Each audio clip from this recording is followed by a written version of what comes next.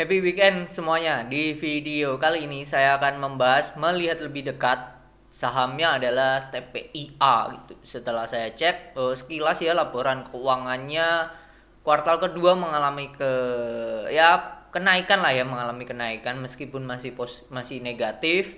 Terus secara teknikal juga oke. Nah, kita akan ulas lebih rinci dalam video kali ini. Jadi tonton video ini sampai selesai. Check this out. Oke, kali ini teman-teman Bapak Ibu sekalian bisa bikin akun Mirai Aset lewat belajar investasi saham, cukup deposit dengan 1 juta rupiah. Caranya gimana? Linknya ada di deskripsi. Kita ulas teknikalnya terlebih dahulu ya. Kemarin hari Jumat itu harganya naik, volumenya juga naik, diikuti dengan volumenya juga oke gitu. Setelah kita cek ternyata ini dia baru breakout kemarin ya. Kemarin dia baru breakout dari 2120. Nah, area itu bisa menjadi area supportnya ya, atau stop lossnya ya. Oke, ini terlihat sekilas dia triple bottom, triple bottom ya, membentuk W. 1 2 3 triple bottom dengan target bisa sampai ke targetnya bisa sampai ke sini. Oke, bisa sampai ke 2200 lah ya untuk si TPIA gitu. Ini untuk teknikalnya. Nah, ini laporan keuangannya. Tadi setelah saya sekilas melihat ke statistiknya di kuartal kedua mengalami kenaikan ya. Kuartal ke-1 dibandingkan tahun lalu juga naik. Sebelumnya minus 161 M kuartal 1, terus sekarang di 2023 kuartal 1 dia minus 128 jadi untung 128 miliar. Jadi mereka berbalik untung hampir 200% gitu. Hampir 200%. Terus kuartal keduanya, nah ini sebelumnya minus 800 M, sekarang hanya minus 137 miliar. Jadi adanya kenaikan yang positif lah ya kalau saya lihat. Meskipun secara laba total kuartal 1 plus kuartal 2 itu dia masih minus 18 miliar gitu. Is okay, tapi lebih baik dibandingkan tahun lalu. Kalau tahun lalu kalau di total ini minus 900-an, hampir 1 triliun ya. Oke, kita ulas ya TPIA terlebih dahulu. Sebelum ke sana kita mau lihat dulu TPIA ini perusahaan apa ya. TPIA ini didirikan dalam rangka Undang-Undang Penanaman Modal Negeri tahun 1968. Jadi ini termasuk perusahaan yang lama. Akta tersebut telah disahkan, nah tapi disahkannya baru 1988. Oke. Terus mana nih? Anggaran dasar perusahaan RUPSLB, oke ini nggak usah. Perusahaan tergabung dalam kelompok usaha grup Barito Pacific. Jadi ada BRPT, ada TPIA, itu TPIA kayak gitu. Terus sudah. Oke, itu aja sih perihal segmen usahanya ya.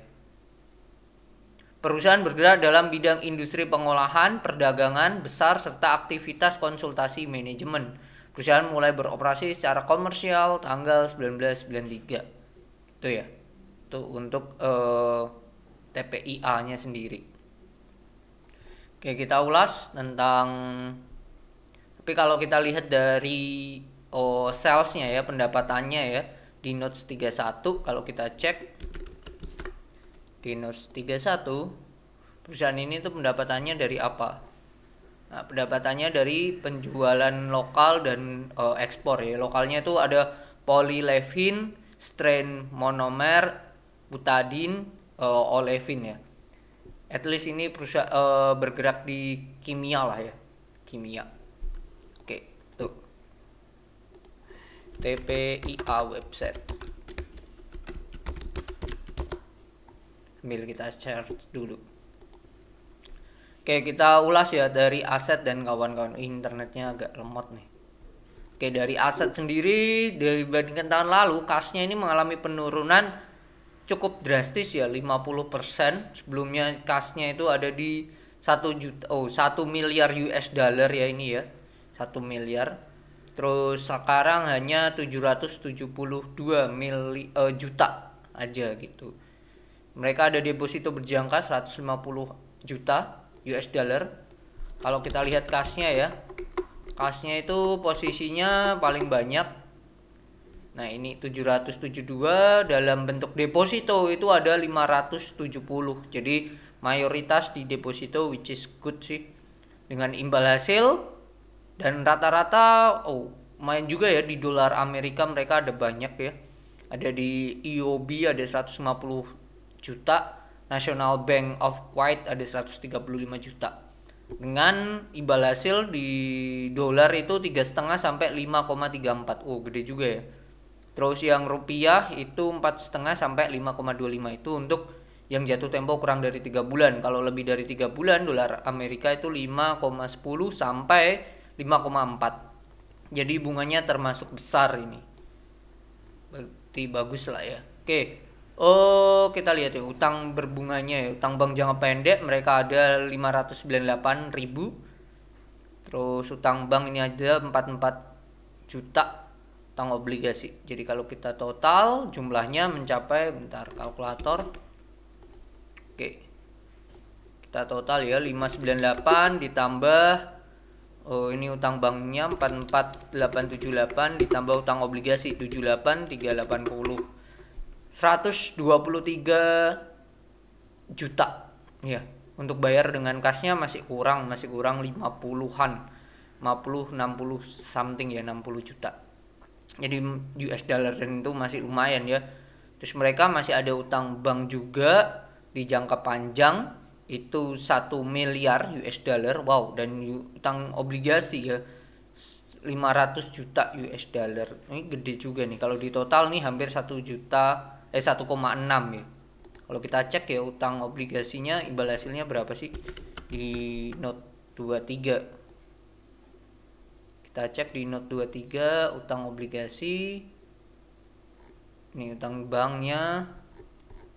Utang obligasi itu di note 23. Termasuk besar juga ya. Nah, ini utang obligasi imbal hasilnya itu berapa persen mereka? 9 ya, 8,6 sama 9,3. Masuk besar juga ya. Besar juga sih ini.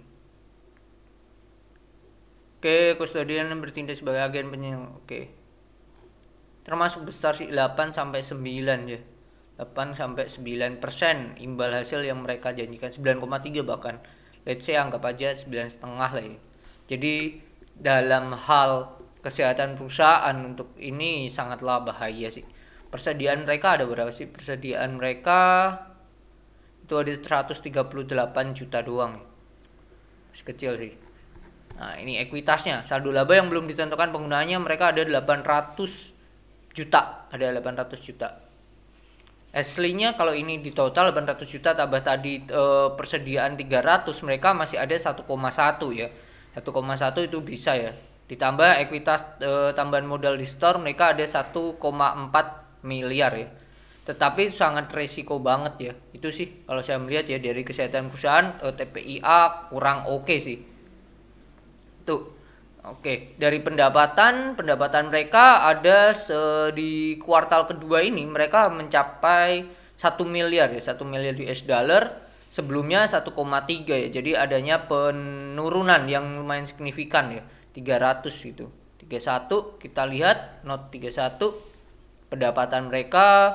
Nah, ini dari lokal mereka mengalami penurunan yang drastis, sebelumnya 1 miliar sekarang hanya 700 juta gitu. Yang ekspor, nah ini naik ya.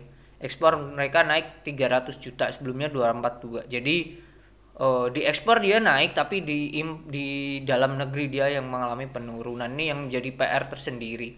Itu sih. Oke, jadi itu secara pendapatan ekspornya yang oke sih, dia mengalami kenaikan. Oke, sekarang kita lihat ya net profitnya ya. Net profit mereka itu masih minus ya. Masih rugi 500. Nah, ini 586.000 US dollar. Sebelumnya mereka minus 64 juta US dollar ya. Jadi secara ini memang masih minus, tapi adanya perbaikan gitu, adanya perbaikan. Apa yang membuat perbaikan ya? Padahal pendapatannya kan turun gitu. Kalau kita cek di sini pendapatan memang turun, terus ininya ya, beban pokok pendapatan mereka ini berhasil ditekan nih. Sebelumnya ini laba kotor mereka di tahun lalu itu hanya 1 juta US dollar ya. Sekarang udah 47 juta US dollar, itu yang bagus sih. Terus dia berhasil menekan beban penjualan, bagus. Tapi ini beban keuangan sama beban umum administrasinya naik ya. Beban keuangan berarti ini dari hutang-hutang mereka kalau nggak salah. Oke. Nah, ada yang mencolok banget ya. Kenapa di laba rugi dan sebelum pajak ini sudah menjadi positif ya? Yaitu di poin ini, keuntungan lain-lain. Keuntungan lain-lain mereka mendapatkan 75 juta US dollar ya. Nah, ini kita cek aja keuntungan lain-lain itu dari mana ini. Keuntungan lain-lain. Mana nih keuntungan lain-lain? Oke, note 6. Wah, nggak ada nih. Kita lari ke bawah, keuntungan lain-lain. Ini harusnya ada di laporan keuangan ya, di breakdown ke bawah keuntungan lain-lain tuh dari mana? Entah dari selisih kurs atau apa gitu kan. Beban penjualan, beban keuangan. Nah, ini beban keuangan, nah ini tertulis ya, utang bank, utang obligasi, liabilitas sewa. Nah, ini beban keuangannya gede ya. Nah, ini manfaat atau beban pajak penghasilan, pajak ini. Mana ini laba rugi per saham dasar, akuisisi entitas anak. Nah, ini nggak ada ya, keuntungan lain-lain ini di sini tidak dituliskan ya dari mana ini keuntungan lain-lain. Nah, ini yang menjadi hal yang perlu dicermatin lagi sih, keuntungan lain-lainnya dari mana gitu. Cadangan pembentukan modal dasar, kayak di sini nggak ada ya. Karena di atas ini udah hutang-hutang tadi, liabilitas. Oke, ini keuntungan lain-lain nggak ada. Kalau keuntungan lain-lain ini tidak saya masukkan ya, at least sama dengan yang lalu, 13 juta US dollar aja, ya ini bisa saya pastikan ininya tidak sekecil ini, pasti makin mengembang lagi gitu. Karena ini gede banget ya, 75 juta US dollar loh, gede nih. Kalau dirupiahkan bahkan 75.900 ya. 951, sorry. Kali 15.000. Nah, ini capai juta miliar, 1,1 triliun loh. 1,1 triliun, gede banget nih keuntungan lain-lainnya. Nah, ini dari mana gitu. Poinnya kan yang saya tanyakan itu sih, ini dari mana gitu. Terus kalau kita lihat arus kasnya ya, arus kas aktivitas operasi mereka masih minus ya, masih defisit. Masih defisit, untuk bayar pemasok aja udah 1,3 miliar ya US dollar ya. Sedangkan penerimaan kas aja cuman 1 M. Itu udah PR ya. Padahal mereka sudah bisa memangkas yang namanya pembayaran ke direksi dan karyawan gitu. Sebelumnya 45 M. 45 juta, sorry, 45 juta. Sekarang udah menipis jadi 27 juta ya. Tuh. Jadi di sini harus kas operasinya ya, karena dia berhasil menekan ini sih. Pemasok sebelumnya 1,9 M, wah ini sekarang punya 1,3 ya. Terus ini arus kas yang diperoleh dari aktivitas investasi, mereka minus jadi mereka keluar ya. Keluar uang untuk siapa nih, untuk akuisisi entitas anak sebesar 139 juta sama entitas asosiasi 111 juta. Tuh, itu poinnya di situ sih, sama ini. Dia menaruh di deposito 150 juta. Tadi ya. Terus arus kas yang diperoleh dari pendanaan, mereka masuk lagi. Sebelumnya masuk 300 juta, sekarang masuk 177 juta gitu. Berarti ada hutang, penerimaan hutang ya. Ini penerimaan hutang jangka panjang ini mereka dapat 245, terus sama hutang bank jangka pendek 598.000 US dollar. Penerimaan hutang obligasi mereka dapat lagi. Jadi mereka habis menerbitkan yang namanya utang obligasi sama nerbitin utang ke bank nih, karena dapat duit lagi nih. Nah, ini yang sesuai arus kasnya turun ya, defisit ya, sebelum mengalami penurunan, sorry. Sebelumnya 1,2 M US dollar, sekarang hanya 772 juta. Kalau kita rupiahkan kali, sorry, oh iya benar, kali 15.000.